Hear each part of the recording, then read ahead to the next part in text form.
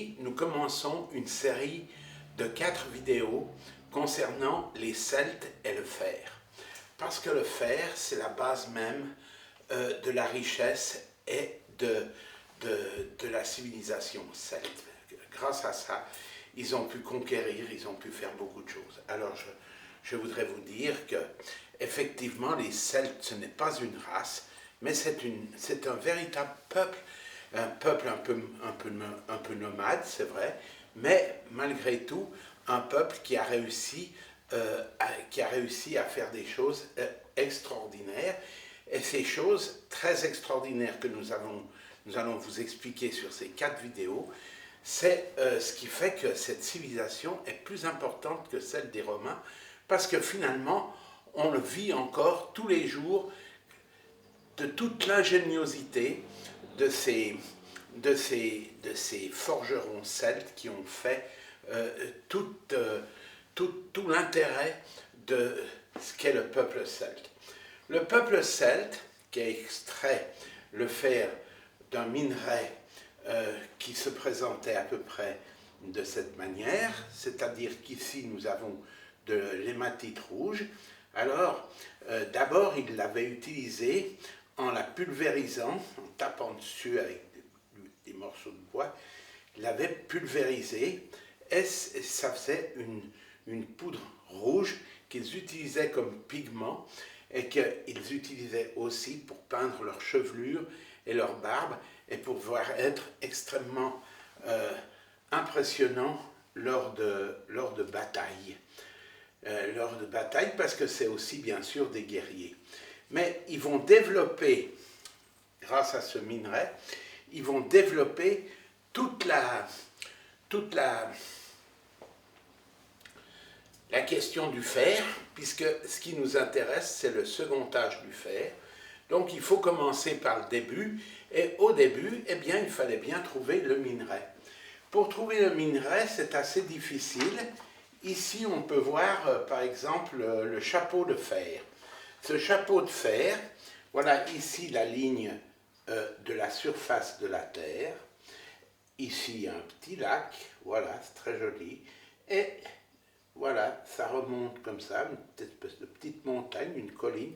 Et on voit apparaître sur cette colline une partie du minerai de fer, c'est-à-dire de l'oxyde de fer. Naturellement, après, avec nos capacités aujourd'hui de manier l'explosif, on peut tout faire péter, mais on retrouve bien la forme du chapeau de fer telle qu'elle est dans la nature. Donc, vous voyez, cette partie était la partie visible, c'est ce qu'ils voyaient, ils voyaient ce rouge, etc. Ils pouvaient l'utiliser directement, mais effectivement, il valait mieux creuser à travers le chapeau pour arriver dans ce filon, et dans ce filon, c'est là où le fer est le plus concentré. Vous pouvez regarder aussi le fait que cette couleur rouge ne produisait pas de végétation et on pouvait la voir directement depuis la Terre, donc ça leur localisait l'endroit où il fallait aller prendre cet oxyde de fer. Une fois qu'ils avaient l'oxyde de fer, ce n'était pas fini, il fallait prélever de cette roche, il fallait la casser correctement en petits morceaux, le plus petit possible, et ensuite, une fois qu'on a pu le pulvériser, la mettre le plus petit possible, eh bien, il faut le mettre dans le fourneau. Alors voilà un exemple de bas fourneau. Donc ce bas fourneau, ici, fonctionne de la manière suivante. Ici, il est en argile, il possède 2 soufflets. Pourquoi? Parce que le fer qui est contenu dans le minerai qui est ici, eh bien, ce fer, il va fondre à partir de 1500 degrés.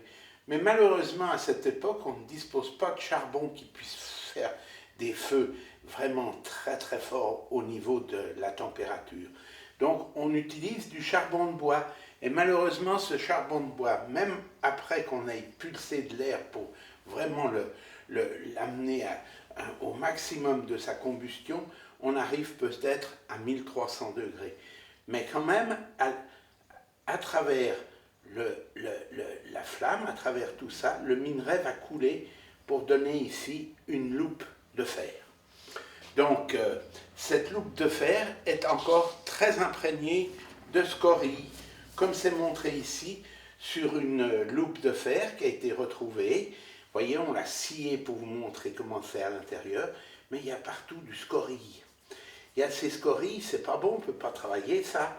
Alors, une fois qu'on a cette loupe de fer qui est à peu près dans cet état, rien ne nous empêche de la réchauffer encore une fois et de la battre, c'est-à-dire de faire ce qu'on appelle en matière de sidérurgie un cinglage, c'est-à-dire un battage terrible.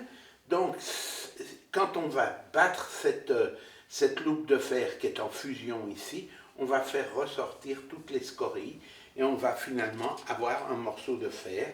On aura un morceau de fer qui permettra ensuite de le travailler et d'en faire quelque chose. Donc, voyez à quel point ces forgerons celtes ont été intelligents pour faire toute cette première partie, qui est la partie la plus importante, le restant après venant un travail de forge, mais aussi, il va aussi travailler très fortement à la préparation du charbon de bois, parce que le bois ne suffisait pas, il fallait absolument préparer du charbon de bois. Donc, le celte, il est en même temps qu'il est forgeron, il doit être en même temps charbonnier, et à l'époque, on n'avait pas d'autre moyen que de faire du charbon de bois. Donc, on ne dispose pas encore du charbon d'extraction minière. Donc voilà, aujourd'hui, nous avons montré cette première démarche générale où le celte est lié au fer. Le fer va devenir le porte-drapeau de sa civilisation et c'est grâce à ce fer qu'il est connu jusqu'à aujourd'hui.